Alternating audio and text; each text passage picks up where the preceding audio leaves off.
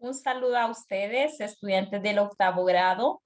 Vamos a observar los temas que corresponden a esta semana 5 en la fase 3 y vamos a prestar especial atención desde la página 100 hasta la página 104 de su libro de texto.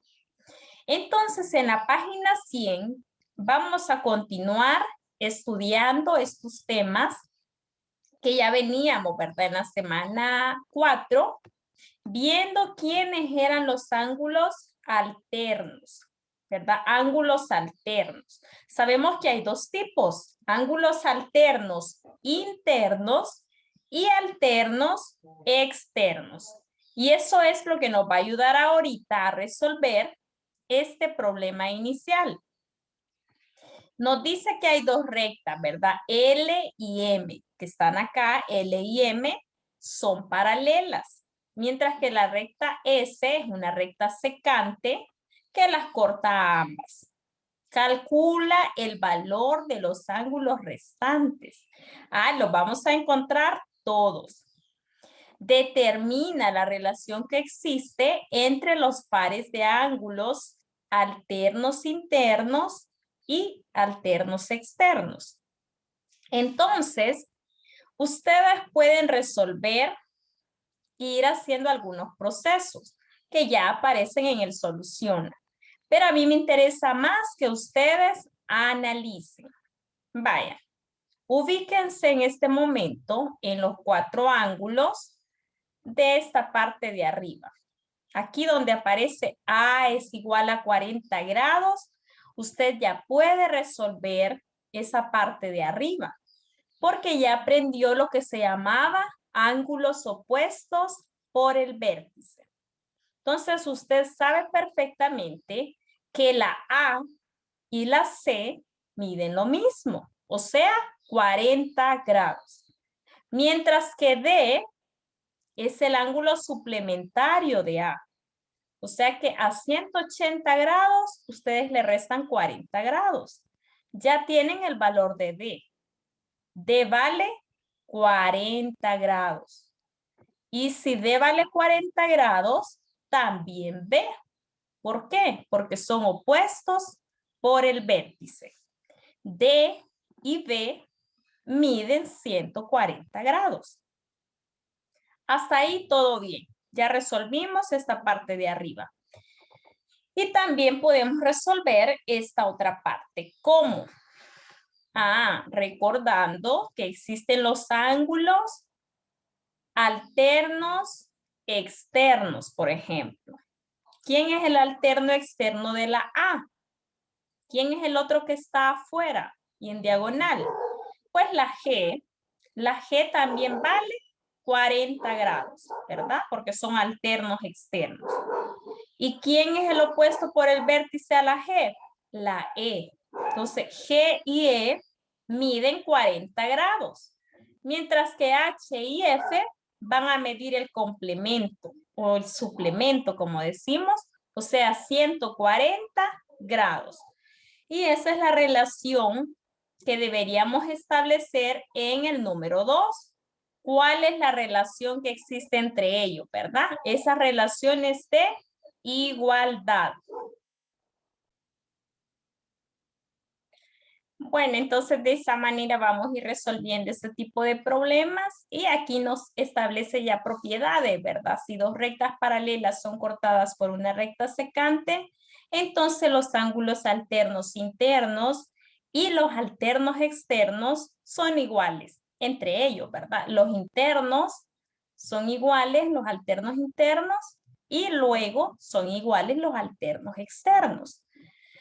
De esa manera me presentan algunos problemas y hay que observarlos y resolverlos, ¿verdad? A partir de este ángulo A que mide 125 grados, yo puedo encontrar todos los demás ángulos. Por ejemplo, literal, el ángulo B es el suplemento, lo que le falta para que sea 180, o sea, 55 grados. Y ya está resuelto. Media vez yo tengo esos dos ángulos, puedo ir encontrando todas las respuestas. Vaya, el A y el C, los dos miden 125. El B y el D, los dos miden 55. ¿Por qué? Porque son opuestos por el vértice. Muy bien. Ahora voy a utilizar lo que acabo de explicar de alternos externos. ¿Quién es el alterno externo de A? A es el G. Entonces, A y G miden 125. Ahora que yo ya sé que la G mide 125 grados, también mide 125 la E, porque son opuestos por el vértice. Mientras que la H mide el suplemento de 125 grados, o sea, 55. La H y la F miden 55 grados. Vaya, entonces de esa manera les pido que traten de ir resolviendo también el número 2 y apliquen lo que acabamos de estar estudiando en esta página 100.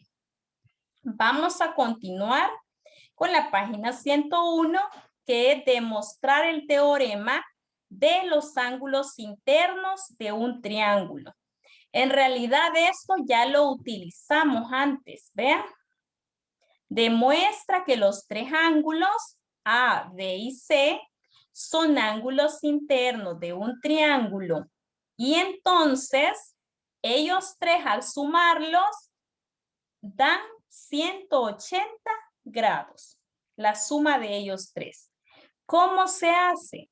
Se hace utilizando las propiedades que acabamos de estudiar. ¿Cuáles propiedades?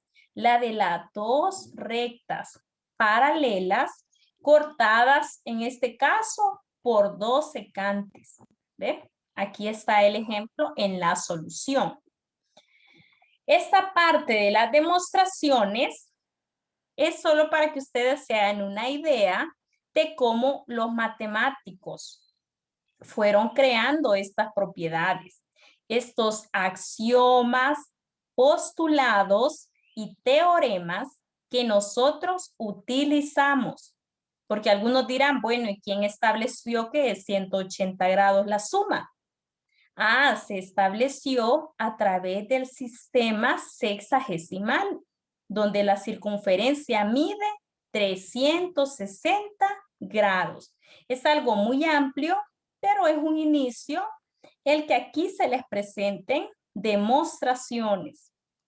Entonces, la demostración de este teorema está basado aquí, miren, se le trazan dos rectas, la recta M y la recta N, que son estas, que quedan paralelas, y acá aparecen otras dos secantes, que son las que forman P hasta llegar a y Q hasta llegar a B, que serían como otras rectas. Luego, ahí me establece ya algo y dice que el ángulo P, el C y el Q miden 180 grados. ¿Quiénes son esos? Son estos tres, miren. Ellos tres, ¿por qué suman 180? Bueno, porque ahí se forma un ángulo llano. Y el ángulo llano mide 180 grados. Es el que está sobre una línea recta. Ahí están, ¿ve? Ahora que ya establecí eso, dice que el ángulo P tiene que ser igual al ángulo A, porque son alternos internos, el tema que acabamos de estudiar. Y el Q con el B también miden lo mismo, porque son alternos internos. Y por esa razón se establece que si yo cambio el valor de A por la P y el valor de B por la Q, ahí está que los tres ángulos A, B y C, los tres suman 180 grados, ¿verdad? Así se puede demostrar que la suma de los tres ángulos internos de un triángulo siempre va a ser 180 grados.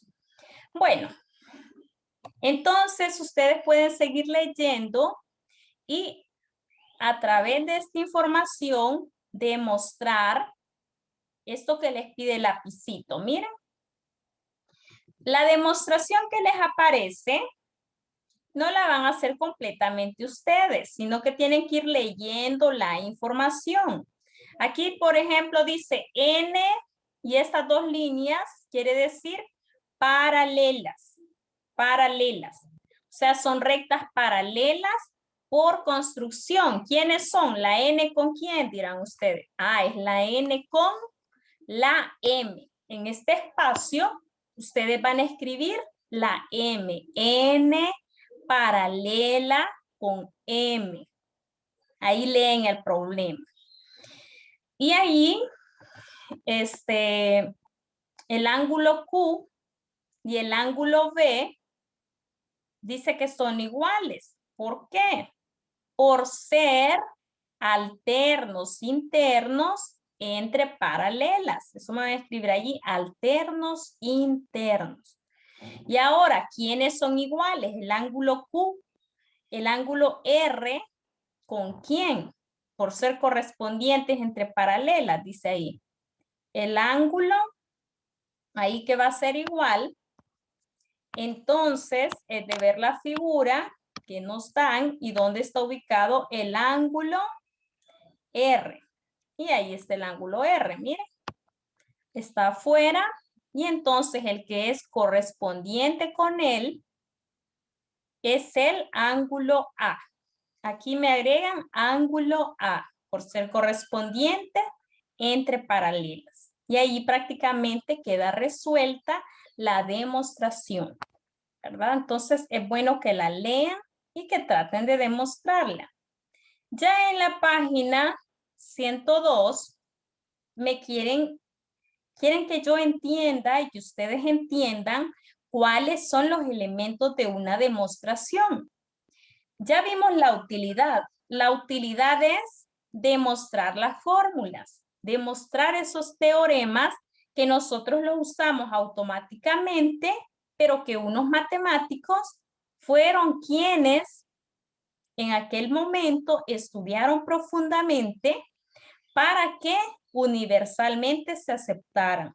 Porque si ustedes estudian geometría en cualquier país, la suma de los tres ángulos va a ser 180 grados.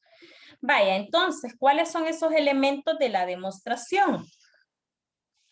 Fíjense que hay una afirmación, pero lo más importante es que nosotros entendamos los dos elementos. ¿Cuáles son? La hipótesis y la conclusión, ¿verdad? Hay varios elementos, como ya les he dicho. Aquí está la hipótesis, que es como lo previo, lo que nosotros planteamos, ¿ves? Los tres ángulos son ángulos internos de un triángulo rectángulo. Eso se llama hipótesis. Ahora la afirmación. La afirmación dice que la suma de ellos tres es 180 grados, ¿verdad? Pero hay que hacer una afirmación con pasos, que es una afirmación justificada. Y gracias a eso yo llego a una conclusión donde demuestro que es verdad. Y también se podría demostrar que son falsos, pero eso ya es para otros niveles. En nuestro nivel lo que nos interesa es demostrar la verdad de una hipótesis. Demostrar hipótesis verdaderas, ¿verdad? Y entonces ahí están los elementos. Hipótesis, afirmaciones con justificaciones y por supuesto la conclusión, ¿verdad? Y entonces vamos a tener dos partes muy importantes al inicio. La propuesta y la hipótesis. Y al final, la conclusión, ¿verdad? Esa propuesta que tiene dos partes. Hipótesis, conclusión. Vaya, entonces ahí tenemos que solo quieren que las identifiquemos. Las dos son proposiciones, ¿verdad? Esto que aparece aquí. Toda ella, todo lo que les he marcado en celestito ahorita, se llama proposición. Entonces, ¿cuál es la hipótesis? Ah, la hipótesis es lo que dice antes del entonces. Eso es la hipótesis. ¿Y quién es la conclusión? Pues que la recta o que el segmento BC es igual al segmento BE. Esta es la conclusión. Solo tienen que subrayarlo. En esta página 102 no van a resolver. Vale, nuevamente. En el número 2, ¿quién es la hipótesis? La hipótesis va a ser hasta antes de A y B. Está más fácil sombrearles la conclusión. Eso que está sombreado es la conclusión. Y lo que está antes, si el punto D esté en la mediatriz del segmento AB, eso se llama hipótesis. Y la conclusión, entonces DA es igual a DB. O el segmento DA es igual al segmento DB. Y eso sería lo que corresponde a la página 102. Fácil, ¿verdad? No vamos a resolver, solo vamos a señalar quién es la hipótesis y quién es la conclusión. Esas dos partes de una proposición. Y vamos a aplicar, ya volvemos a los temas, ¿verdad? De la aplicación, de resolver ejercicios, que es lo que más nos gusta en matemática, ¿verdad? La aplicación. ¿Qué vamos a aplicar? Lo de los ángulos entre rectas paralelas. Ustedes desde ahora tienen que apropiarse de esos nombres. Ángulos externos, ángulos internos, pero los más importantes son los que son iguales entre ellos. ¿Quiénes? Los alternos internos son iguales. Los alternos externos son iguales. Y los correspondientes son iguales. Pero esos son pares nada más, ¿verdad? Bueno, eso que acabo de mencionarles lo van a aplicar en estos problemas. Leamos el problema inicial. Carlos necesita diseñar una escalera de 560 centímetros. Los escalones deben tener una contrahuella de 18 centímetros y un descansillo a la mitad de la altura. ¿Qué cálculos tendrá que hacer para saber el número de escalones, la inclinación de las escaleras y la medida de los ángulos para el diseño?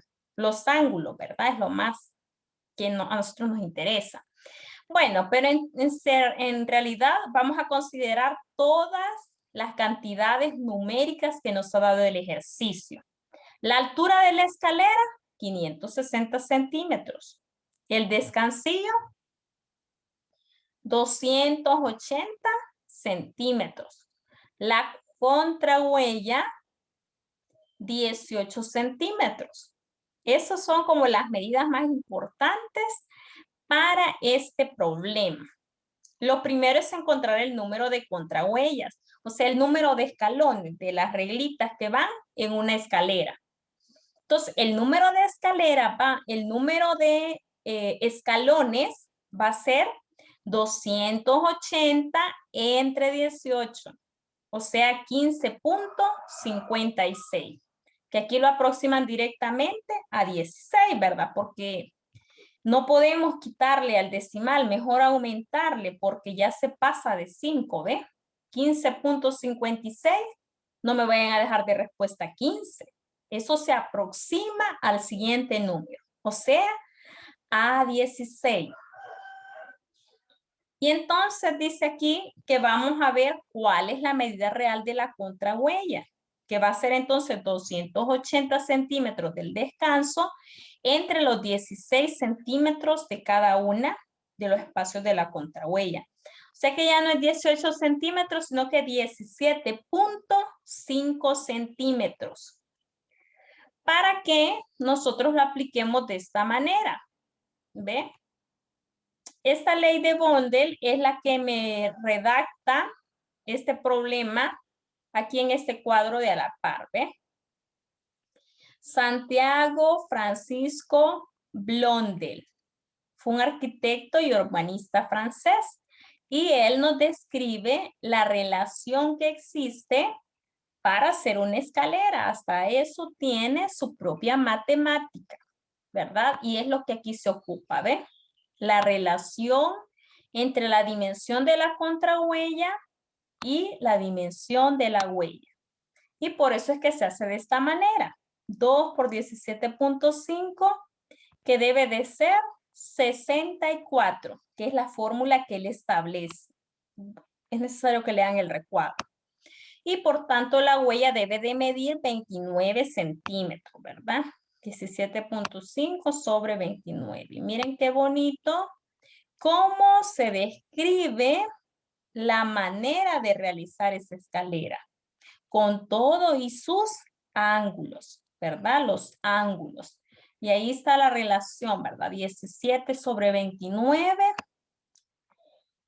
que serían esos primeros informaciones con las que se va realizando la huella, contrahuella, el traslapo, y esta manera que quizás a algunos les parezca exagerada, pero es bueno que lo lean y traten de irlo interpretando para que vean que la matemática se utiliza en muchas ramas, ¿verdad? En muchas ramas de la construcción.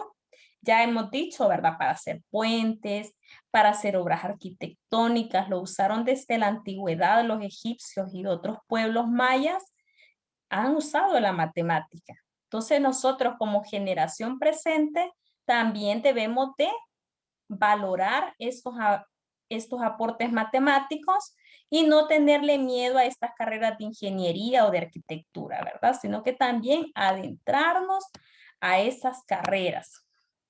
Y entonces aquí nos va explicando cómo se van obteniendo los ángulos. Y miren qué bonitas esas formas del ángulo. Pues, ¿qué formas son esas? Pues son los ángulos entre paralelas. De esa manera se fueron encontrando los ángulos entre paralelas, ¿verdad? Y entonces los ángulos entre paralelas me van a servir para encontrar ángulos desconocidos, ¿verdad? Y ahí me aparecen otros ángulos. En ese problema de la página 104, me aparece un croquis y las calles y la medida de un ángulo. ¿Y cuánto mide el ángulo A? Solo con observar ya ustedes tendrían que saber la respuesta. El ángulo A mide 56. ¿Por qué? Porque son correspondientes, ¿verdad? Ángulo A igual a 56, por ser correspondientes entre esas calles paralelas. Y el ángulo B es evidente que no mide lo mismo que 56, sino que mide el suplemento, o sea, lo que le falta para que sea 180 grados. ¿Cuánto le falta para 180 grados? Pues 124 grados. El ángulo B, que ahí está remarcado, mide 124 grados. Bueno, entonces así vamos a ir concluyendo esta unidad 4 en octavo grado y espero que hayan puesto atención. Y cualquier duda me la pueden comunicar. Muchas gracias por la atención prestada.